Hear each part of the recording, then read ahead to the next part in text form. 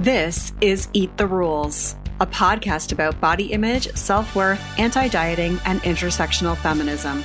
I am your host, Summer Inanen, a professionally trained coach specializing in body image, self-worth, and confidence, and the best-selling author of Body Image Remix. If you're ready to break free of societal standards and stop living behind the number on your scale, then you have come to the right place. Welcome to the show.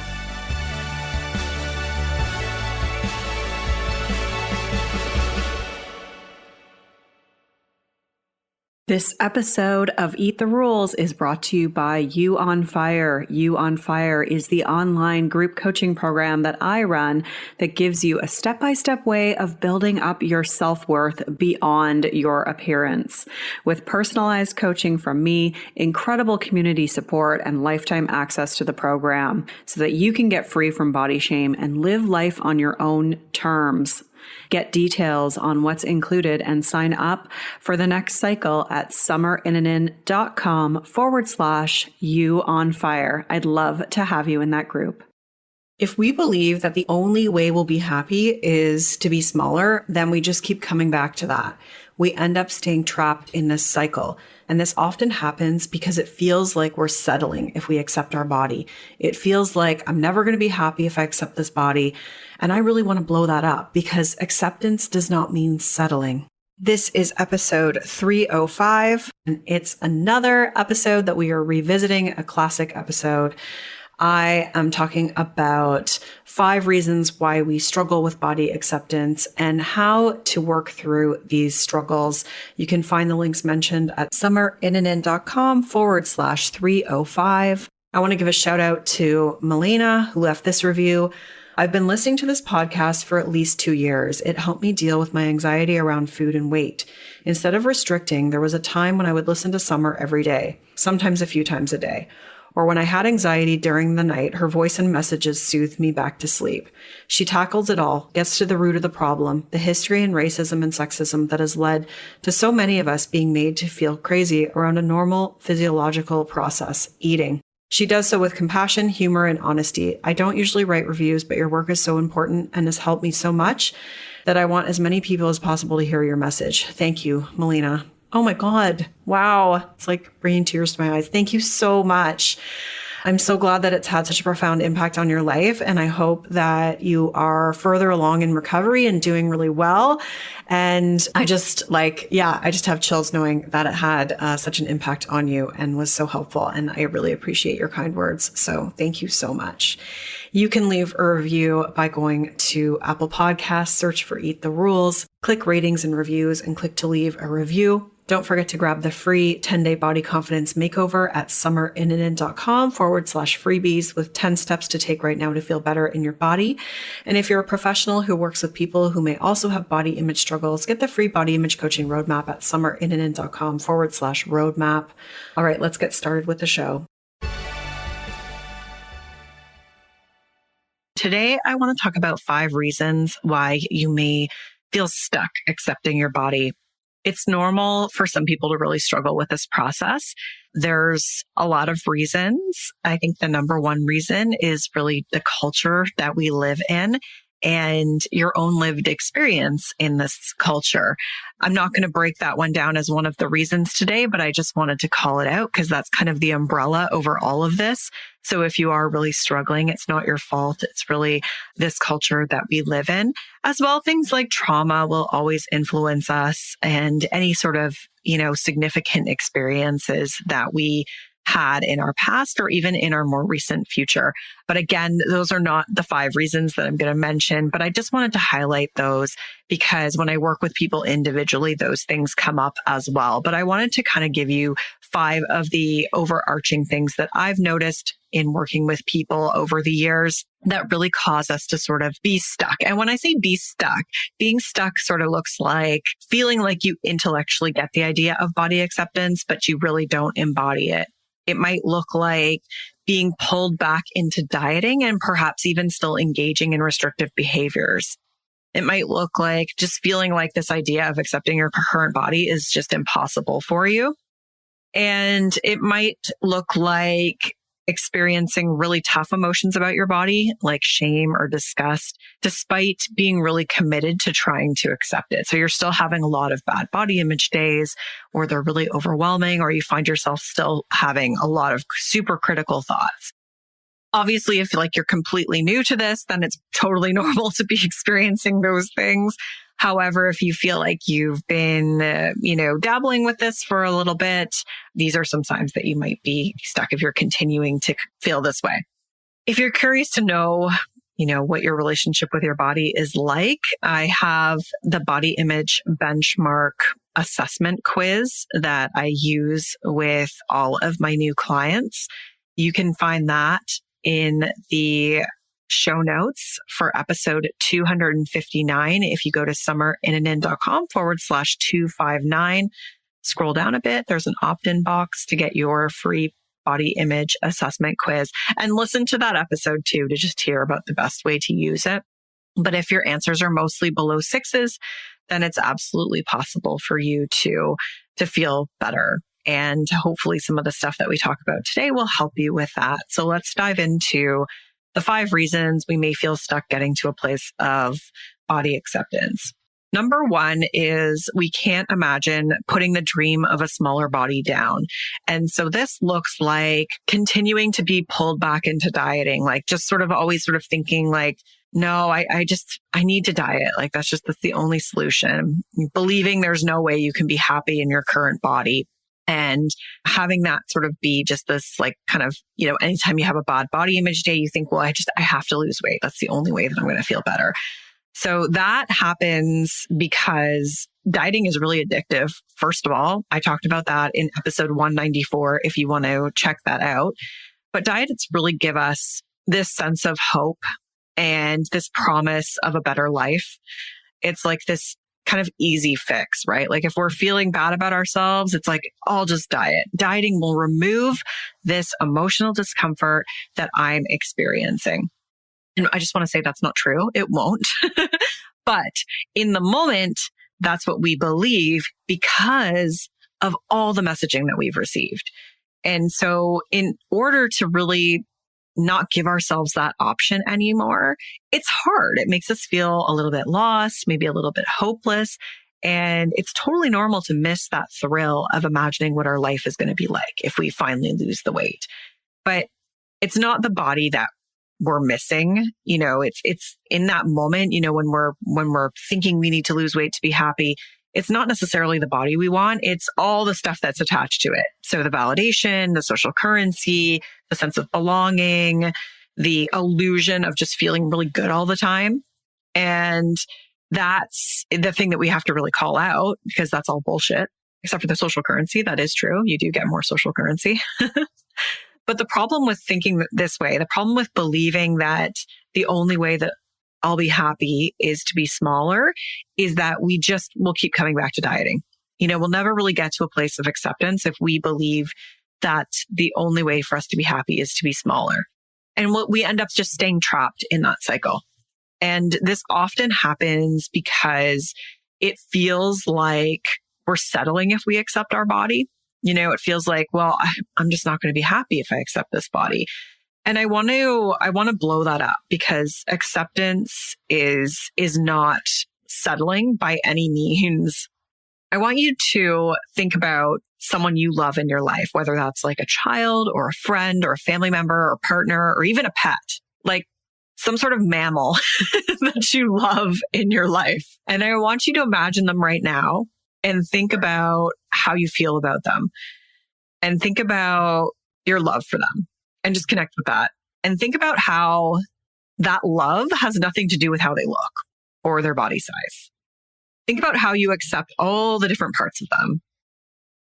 Nobody's perfect. There's, your best friend, your partner, your dog, whatever, your child.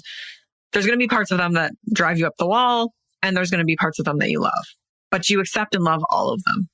And it feels really good, right? Like when we accept and we love someone just for who they are, because they just make us feel really good and we have that connection with them, it's a great feeling. And so acceptance is really about cultivating that for ourselves. And we deserve that same relationship with ourselves. And that's not settling. That's not unhappiness. That's, you know what? I'm going to show up for myself every day. I'm going to value myself. I'm going to really reinforce that I matter. And it's about knowing that you are a gift to this world, because you are. It doesn't mean you're going to be high on yourself every day, but it's about just cultivating that type of relationship. And it does feel really good to know that you matter. And so when we can accept our body, it allows us to really own and appreciate who we are. Doesn't mean you have to love your thighs, but the core of who you are is what I want you to really appreciate and love. And our fixation on thinking that our life is going to be better if we're smaller blocks us from getting in touch with this. And so accepting our body is really a gateway to having this positive and hopeful relationship with ourselves. And so what I always like to do with people is to have them create a more positive and hopeful vision of what acceptance is going to look like for them. Because if we just believe that it's only attached to us being smaller, then it's going to be really hard to just accept our current body. Okay, the second reason I see people getting stuck is that we find it incredibly hard to sit with the unknown and not be in control. This looks like being in that headspace of, oh my God, I don't know what's going to happen to my body, kind of going down the catastrophic rabbit hole of like, I don't know what's going to happen if I really loosen the reins or if I just let my body be. And that gets in the way of us being at peace and fully letting go of the rules and the sort of, the critical self-talk that tells us that we need to be smaller to be happier. And we do this because most of us have been using dieting as a coping mechanism. We have been using it to give ourselves a sense of control and a sense of purpose. And so when we stop dieting, we lose that coping mechanism, and that can be really overwhelming. And this is something that I see pulls people back over and over. And so what we need to learn to do instead is learn to sit with the unknown and learn to sit with the discomfort of our emotions, of whether that's just the fear of not being in control or just the discomfort of like not having that coping mechanism anymore. We have to learn to, sit with those emotions. And I want to tell you something here, because I know it's really hard to sit with that unknown, but we do that all the time. There are thousands of unknowns that we are kind of unknowingly sitting with on a daily basis. Hopefully unknowingly. If you're thinking about all the unknowns on a daily basis, I feel like that's anxiety, because I know what that's like. But life can change in a minor way or a major way in an instant. And I cannot diagnose you with anxiety, by the way. I'm just punching in some humor there because I can laugh at myself. But life can change in a minor way or a major way in an instant. And we're constantly sitting with these other unknowns. We're just not really, thinking about them because we're living our life and we're in our present moment. But for some reason, sitting with the unknown of just like what's going to happen to my body feels so much harder because we've been conditioned to believe that we should be able to control that. And those messages are still so normalized. So if you haven't done the work of really dismantling the beliefs you have about your ability to control weight, then definitely check out episode 218. It's called What the Research Says About Weight Loss with Alexis Conason. That'll help you for sure. But you are strong enough to sit with this unknown because you sit with all of these other unknowns. You do it all the time.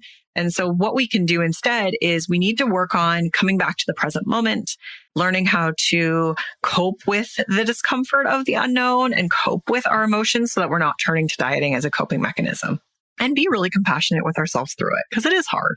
Reason number 3 we get stuck is because we haven't found our community. So this might look like being surrounded by other people dieting, or feeling like there's something wrong with you because everyone else is engaging in weight loss or talking about Ozempic or all this other stuff and you're not. And so you get really tempted and you feel like there has to be another way, like you can't accept your body. And we do this because one of our primal needs is to belong. And dieting gives us that, right? Because it's like everyone else is doing it. And there's a lot of communities tied up in dieting as well. And it can make us feel like we're being a good person, like we belong culturally. And so that's really hard to let go. It can feel like we're a lone wolf if we're doing this in an isolated way. And that can make it a lot harder to accept our body.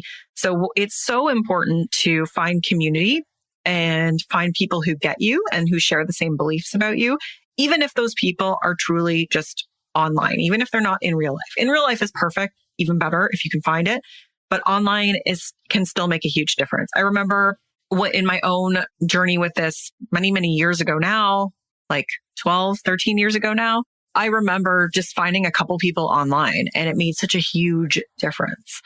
And so finding community is really critical because you need other people who are going to influence you and help support your beliefs on this path. Number 4, another one of the reasons we get stuck is that we don't know our identity outside of our body or whatever we've associated with that. So sometimes our identity is like the healthy one or the CrossFitter or the one who's just always pursuing weight loss. And when we don't know our identity, it can look like just not really knowing who we are, like feeling the sense of loss. Like I don't know who I am anymore. I'm losing that validation. You might feel inadequate without that pursuit of weight loss or whatever you were doing to make your body look a certain way. And so it pulls us back, right? Because we're missing that. For me personally, my identity was completely wrapped up in being like, quote unquote, the healthy one. And I believed everything I was doing was healthy, even though it was actually quite disordered, kind of like, what you see with Gwyneth Paltrow. It's like you can't see the forest through the trees when you're in it, and when you have like all these other professionals validating your behaviors. So I have a lot of empathy for that because that's just like it's just so normalized. But my identity was really wrapped up in that. And so when I started on this path, it felt like I was losing a big chunk of my identity. And it was really important to figure out who I was outside of that and feel really solid and grounded in that, and to know what my values are, what my purpose is, and what really actually gives me a sense of fulfillment, and use those as my roadmap and the things that I continually come back to if and ever I felt pulled towards dieting. And so that's a foundational piece of the work I do with people now. I mean, it's really what led me to go down the path of life coaching many years ago, because I see it being like such a foundational piece of this puzzle. So we have to really know who we are outside of how we look, because you are this incredible person and you offer all these gifts to this world. It's your spark, it's your energy, it's just you being you. That's what matters. The essence of you is in your soul, is the thing that like other people value. It's what you need to value in yourself. And getting in touch with that and knowing that and really connecting to that is so important. Okay, the last reason I see people getting stuck is when we are consuming information and not taking action. And so this looks like reading books, listening to podcasts, following people on social media, but not really seeing any changes in ourselves. We're still just really struggling with critical thoughts. We're still feeling really bad about our body. And often I'll hear from people, they'll say, I intellectually get the idea of body acceptance, but I just can't embody it. And so we might intellectually get everything, but it's hard to change how we think and feel about ourselves if we're not being intentional about it. So let's say we want to accept our body, but we're not actively working on challenging the beliefs. We don't know, and a lot of the times it's because we don't know what to do, right? Or we're not actively working on speaking compassionately to ourselves or trying to feel better about photos. And we do that because, first of all, it's really easy to consume information, like easier from a time perspective, because you can just like pick up your phone and scroll or, listen to a podcast while you're on a walk.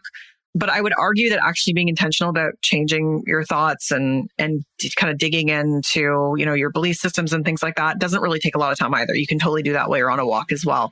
But it just feels harder, right? Because it's like work. It's like anytime I have an appointment with my therapist, I like spend the whole day dreading it because I'm like, oh God, I'm going to have to do work. And then I feel so much better afterwards because it makes a huge difference. But there's that resistance there. And then the other reason why we turn to consuming information and not taking action is because we don't know what to do. Like, it's like, I don't know what to do. I don't know how to change this. So getting support around that, like from a professional like myself, is going to be obviously incredibly helpful if you can, because when we start to take action and we're intentional with changing our thoughts and behaviors and we practice acceptance as part of our everyday existence, then it's so much easier to get to that place where we really just look in the mirror and we think, oh, cool. Hey, there I am. I'm going on with my day. Like, I feel pretty good. Or maybe you're having a bad day for other reasons, but your body size is just like, it's a huge weight lifted off your shoulders. It's so much time and energy back, and it's amazing. So these are some of the most common reasons that I see people getting stuck and what you can do about it. And as I mentioned, there's lots of ways to work through these things. Hopefully, I've brought some awareness to you if you've been feeling stuck. And of course, as I said, it can be quite individual. So if you're looking for additional support, check out my website, check out my You on Fire program. I'd love to help you. And that is it for today's episode. You can find the show notes at summerinnanen.com/261.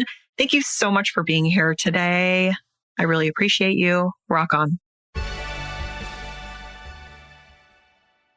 You can find the links mentioned in this podcast at summerinnanen.com/305. And please consider supporting this podcast via Ko-fi, ko-fi.com/summerinnanen with as little as $5 a month. And you get my free guide, Conquering Negative Body Talk, which is pulled from my You on Fire program. And it's pretty awesome, if I do say so myself. Thank you so much for being here and listening today. I'll be back with a brand new season and new episodes next time. Rock on. I'm Summer Innanen, and I want to thank you for listening today. You can follow me on Instagram and Facebook at Summer Innanen. And if you haven't yet, go to Apple Podcasts, search Eat the Rules, and subscribe, rate, and review this show. I would be so grateful. Until next time, rock on.